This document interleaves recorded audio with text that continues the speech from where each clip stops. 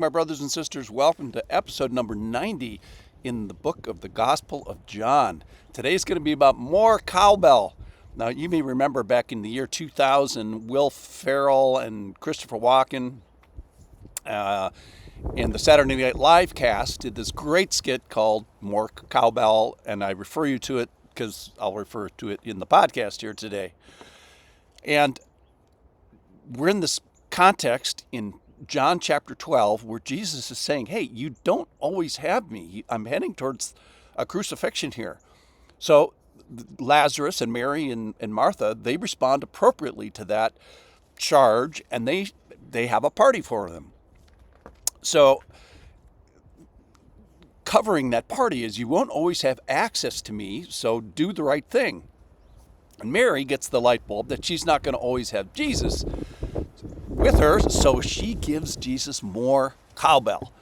Don't waste the opportunity. Get on it. Get busy. You don't have all the days, but we do have today. To do what? To give Jesus more cowbell. So listen in here. This is to John chapter 12, where Mary is going to give Jesus more cowbell. Listen for it.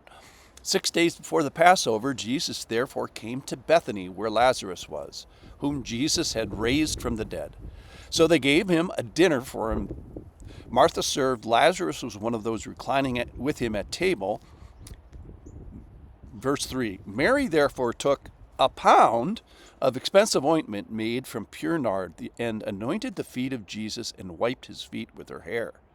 The house was filled with the fragrance of the perfume. But Judas Iscariot, one of the disciples,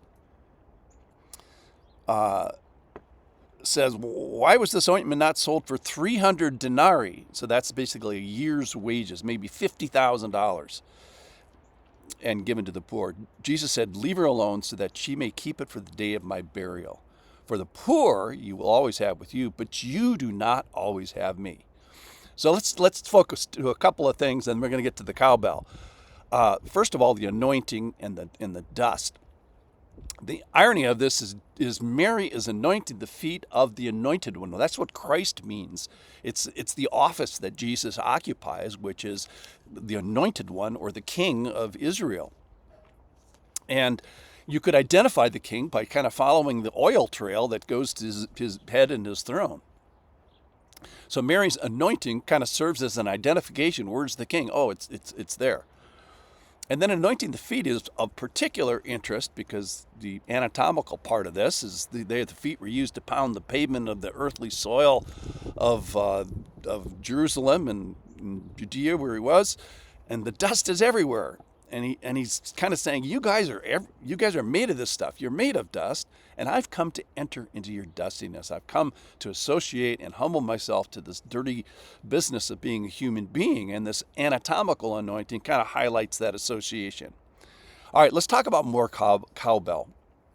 So we learn that this anointing was one of pure nard. Now, this is generously provisioned, expensive and fragrant. It was so expensive that it gets attention and the criticism of the thief among them, who was Judas. And here's the question for you. I want you to think about this literally now. So if you were tasked with bathing someone's feet with butter, how much butter would be enough? So think about your fridge. Would one pat of butter do the job? My answer, I think, actually probably would do a nice job of coating 2 feet. Well, how about like 16 pats of butter? I can't think that's how many tablespoons are in a a stick of butter. I have no idea. Well, how about a pound of butter? So in a scenario where probably 1 pat of butter would do the job, why would you use a pound? Well, if it's true worship, which I think is what Mary is doing, and commensurate appreciation for the Lord and making the most of the Lord, I think the answer is, how much butter is enough? How much nard is enough? Well, the answer is more. At least it's a lot. And I think Mary is saying here, hey, more cowbell is better. This is the more cowbell moment of appropriate worship. So we have this interaction of humanity here with this temporarily visiting divinity, Jesus. So you better get to worship, and that's exactly what Mary does. More is better, more butter is better, more nard is better, more expensive is better, more fragrant is better, more cowbell is better. And why is that? Well, because you don't have a lot of time. You don't always have me. How many more chances are you going to get for this? The answer is going to be 0. The next time is going to be at my burial. Jesus' funeral is less than a week away from this historical moment. So quit criticizing her, and any remaining nard can be used at my funeral, but let's not wait for the funeral. So Mary gets to do literally what every Christian tries to do every Sunday morning, which is to give Jesus more cowbell of worship. So give Jesus a taste of my all. Give expensively, give sacrificially, give appreciatively. So one of our teaching points today is don't wait for your funeral to bang your cowbell for Jesus. Jesus' funeral is already passed. The only one we're waiting for is your funeral. So frankly, your funeral, it's too late to bang your cowbell for Jesus. There's a moment to decide for him, and at your funeral, that moment has passed. So celebrate him now, worshiping him now. Here's the beauty of this story, I think, is Mary has a moment of opportunity to give Jesus more cowbell, which is a chance to wildly and radically and expensively and publicly celebrate. And she takes that chance, and it turns out it's her last chance. She takes her last chance to give Jesus more cowbell.